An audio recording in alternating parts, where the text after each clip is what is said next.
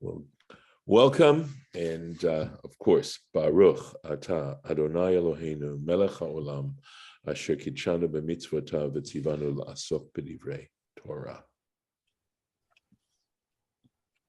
And here we are. So yesterday we had talked about the transition from the situation in the Midbar, in the wilderness, where they had the Mishkan to bring the offerings, and how they were going to be going in to the land of Canaan eventually, and going to be involved in a conquest and a distribution of the land, and the question of the status of the offerings and the service. And we had read in the Rashi yesterday that only that obligatory offerings could be brought to the Mishkan, offerings such as sin offerings or thanksgiving offerings, and the only kinds of offerings that could be offered up when they first got into the land of Israel, or the land of Canaan at the time, right? That they were allowed to set up altars in various places that were called bamot, high places. And on those altars, they were only allowed to bring personal offerings, that if they wanted to vow that a certain animal, that either a lamb or a goat or a calf or a cow or a bull, they could offer that up. But no other kind. So, or if they took on a vow saying they were going to bring a bull or a cow, or etc., that they could offer up on a bama.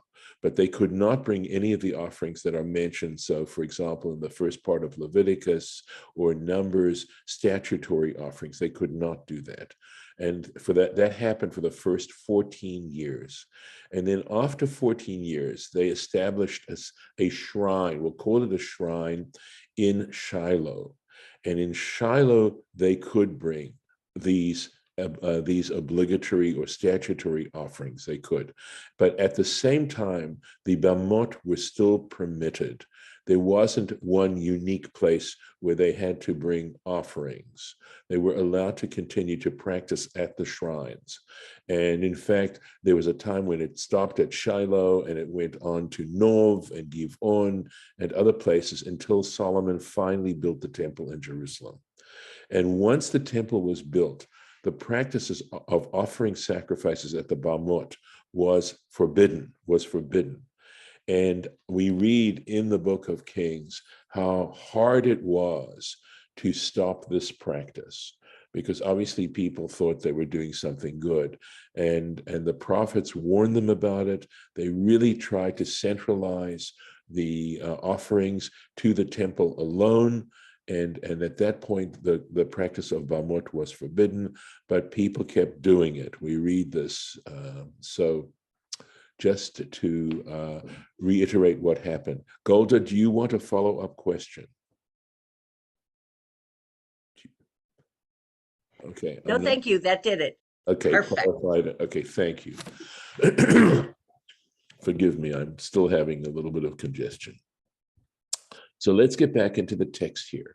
So we're going to discuss this a little bit further. So you can see that here Deuteronomy is starting to turn to more specific mitzvot, and this specific one about worship.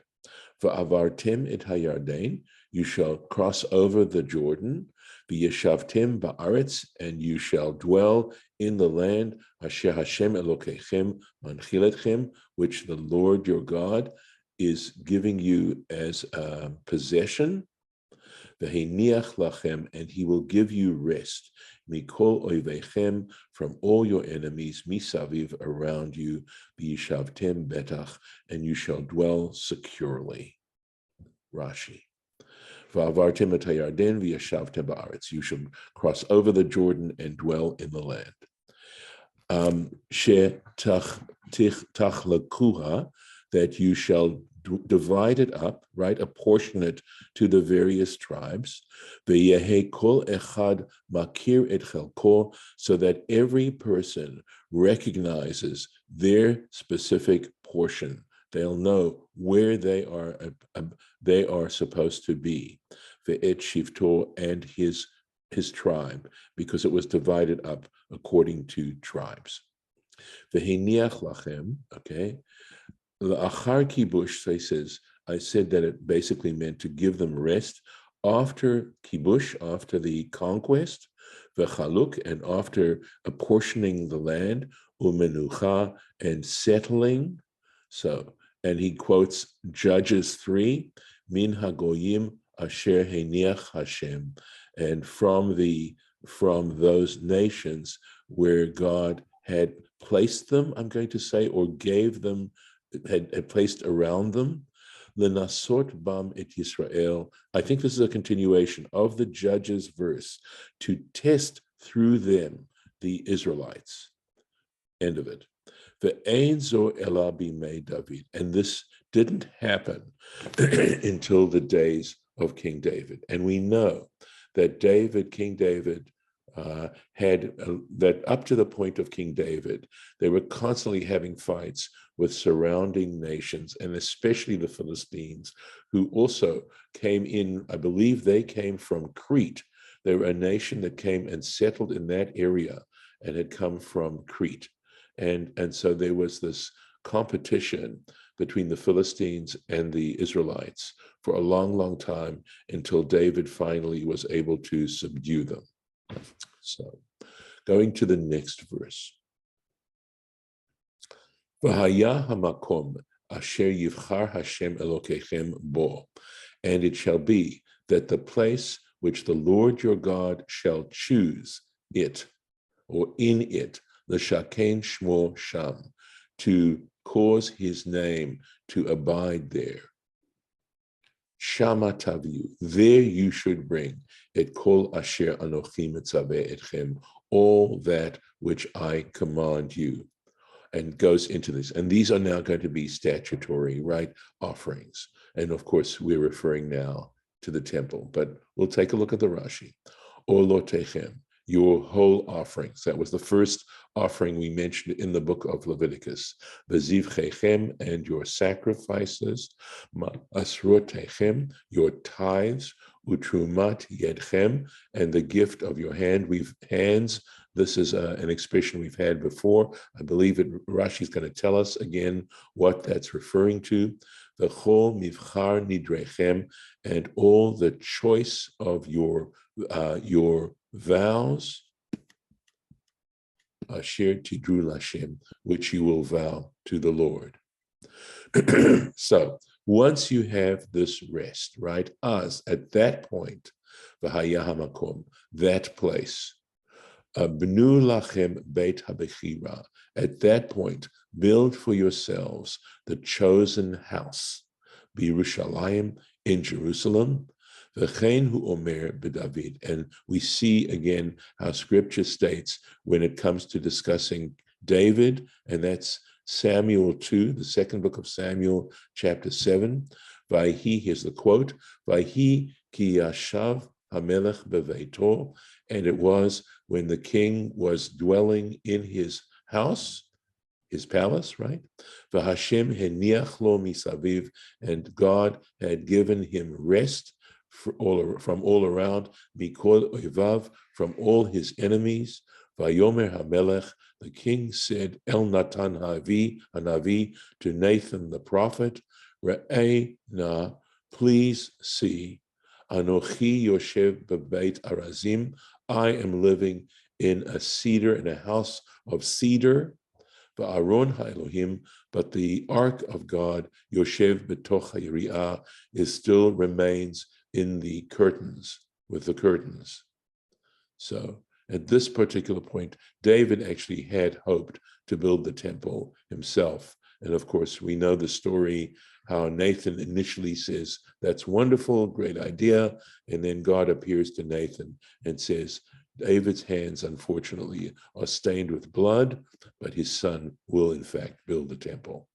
So, Shama taviu, there you shall bring, etc.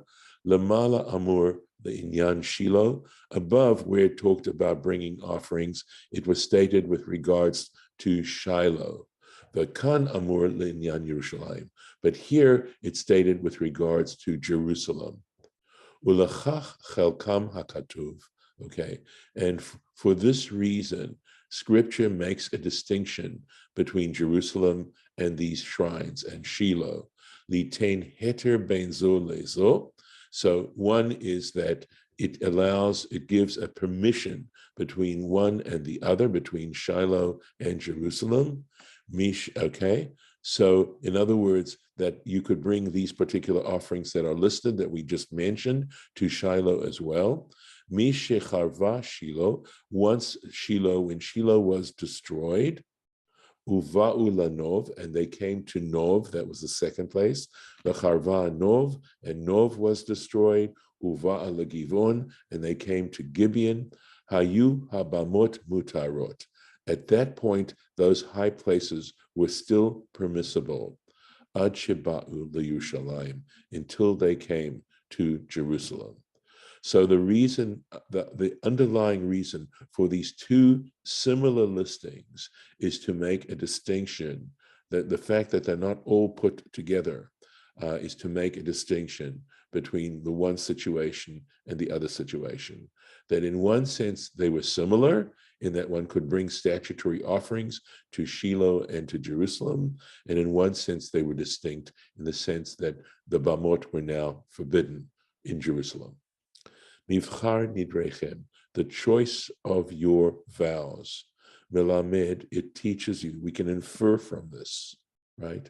Sheyaviu min habuchar, that when you make such a gift, you should bring from the choicest.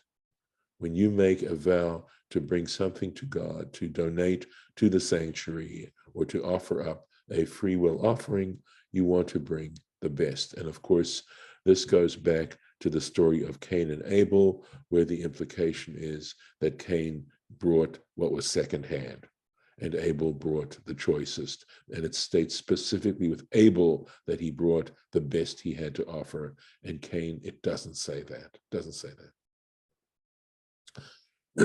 Excuse me. Usmachtem lifnei Hashem Elokechem, and you shall rejoice before the Lord your God.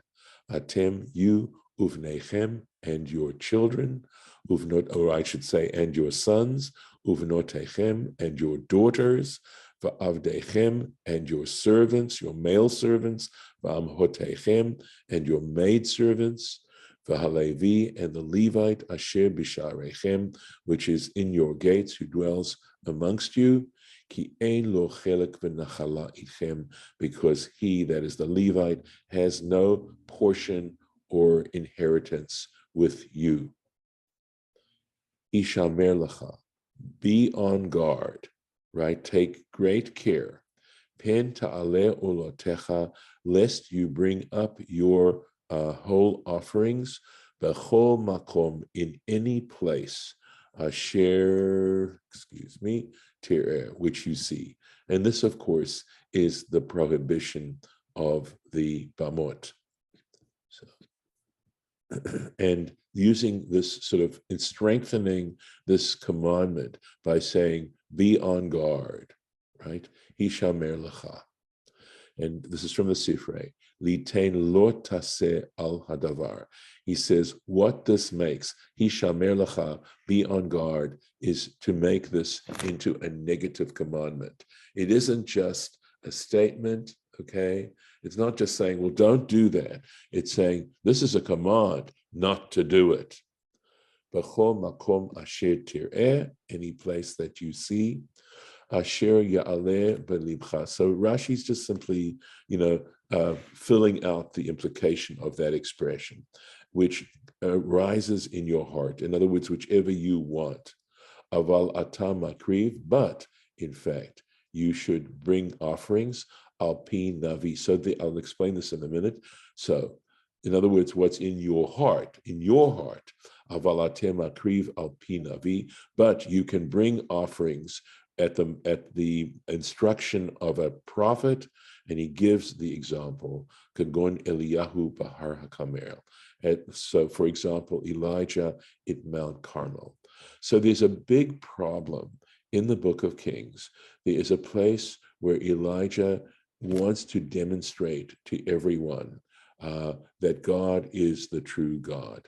And at that time, we know Elijah lives at the time of Ahab, King Ahab, and his wife Jezebel, and there was a rampant idolatry, the practice of idolatry at that time, and an attempt to wipe out the practice of worshiping God. Elijah was, in fact, in fear of his life for for a certain period of time. Well, at a certain period of time, he brings the people to Mount Carmel, and he offers a test between himself and the prophets of Baal, the priests of Baal. And here he is on Mount Carmel, and he's not in Jerusalem. And we've been told that, and this already, of course, this is after the temple was constructed, and we're told here is Elijah on Mount Carmel offering an offering on a bama, essentially. And so what Rashi is doing is he's parsing the sentence here and saying, where you could put the emphasis. In other words, where you see. But the fact that Elijah told them to bring this offering on Mount Carmel is not included in this particular mitzvah. So that even though Israelites have to be very careful not to be bringing offerings wherever they think would be appropriate, if in fact a legitimate prophet of Hashem tells them to do this, it is permissible. And that this sentence gives them that idea that they can do that. Ki im b'makom. So we said you can't do it anywhere you like. Ki im b'makom asher yivchar Hashem, but in the place which the Lord will choose, ba'achad shvatecha, in one of your tribal areas, right, amongst one of your tribes, sham ta'ale olotecha, there you should bring up your whole offerings, vesham ta'aseh kol asher, and there you should do kol asher Anochi mitzaveka, all that I command you. In other words, all those other offerings that were mentioned. And of course, it doesn't specifically mention Jerusalem here. It just mentions the idea of a chosen place. Be'echad shvatecha, amongst one of your tribes. And it turns out, of course, to be Bechelko shel Binyamin. Turns out to be in the portion of Benjamin. Ulamala hu'olmer, but above it says, Mikol shivtechem. It says, we'll choose from amongst all your tribes. Ha ketzad. So how do you harmonize these two, this apparent contradiction? And here we get it. Keshekana David, when David acquired or purchased et Hagoran me Aruna, when he purchased the threshing floor of Aruna, Hayavusi, the Jebusite. And we know that Yavus was another name for Jerusalem, right? When he purchased this threshing floor of Aruna, Gaba Hazahav Mikol Hashvatim. He collected the gold to pay for it from all the tribes. Umikol Makom, but nevertheless, Hagoran Bechalko shel Binyamin Haya. The granary was in that portion of Benjamin. And the idea that since everybody paid for it, it was everyone's.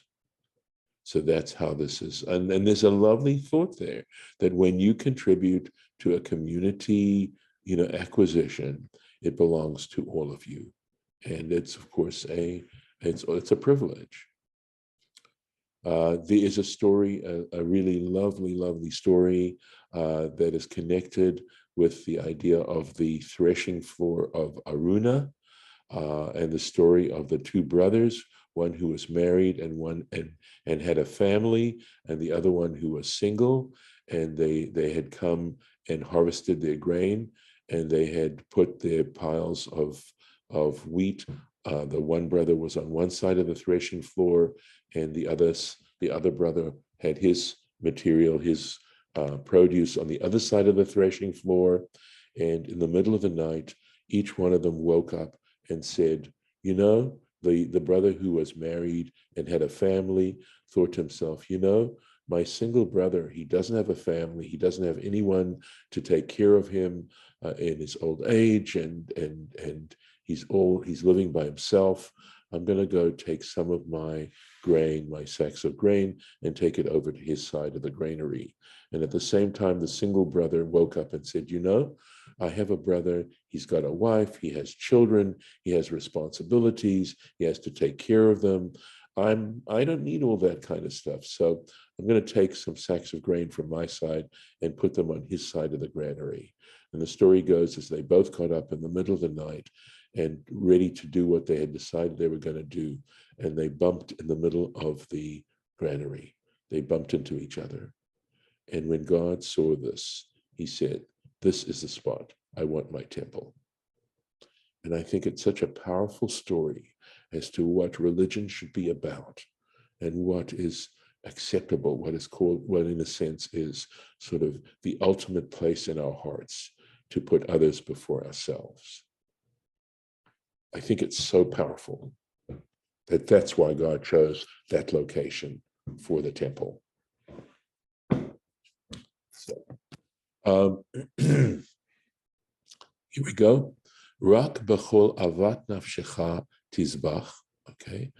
Rak generally is some kind of limitation, right?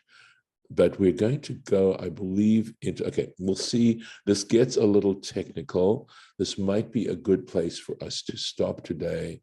And I can pick this up tomorrow so that we'll have time to give it sufficient consideration. And that way I can end with what I hope you felt was a lovely story for today.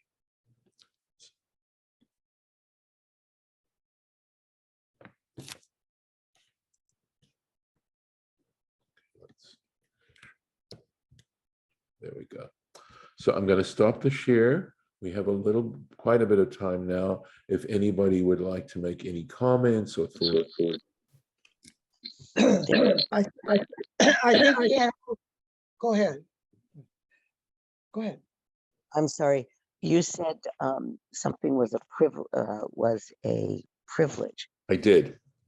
I wondered why it wasn't a right there from what you were saying. Oh, well, when people come and ask for funds for some community project, it's not necessarily that you must do it.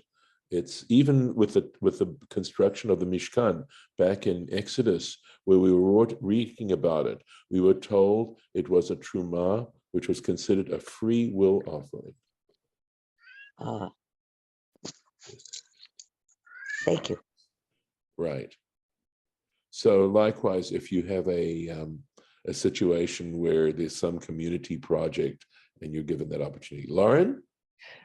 Yeah, I just wanted to say that, like, in a sense, I mean, if you take it away from the, legal system on earth and put it in a more religious context, pretty much nothing is really a right. Everything is a gift and a privilege. Mm-hmm.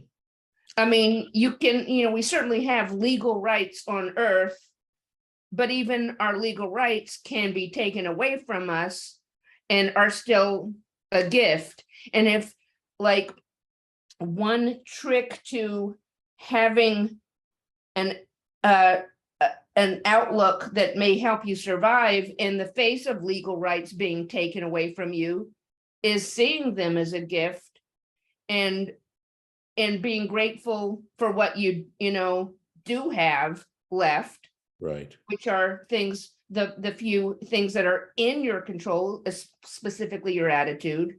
Mm-hmm.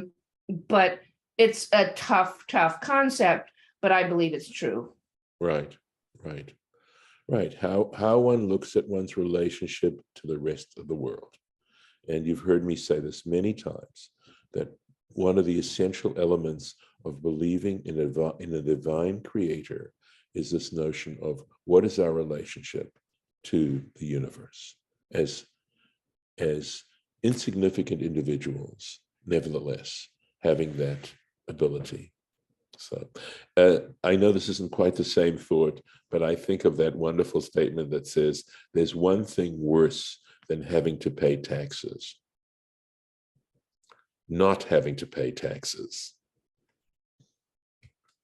So, yeah. The idea of being custodians of our property and trying to live that way. So anyway, okay, we can stop here. I can stop the recording here and pick this up tomorrow. But it does get a little bit more technical, and I want to have the time to be able to explain what we're talking about. It's not unbelievable. As I said, it's just a little technical.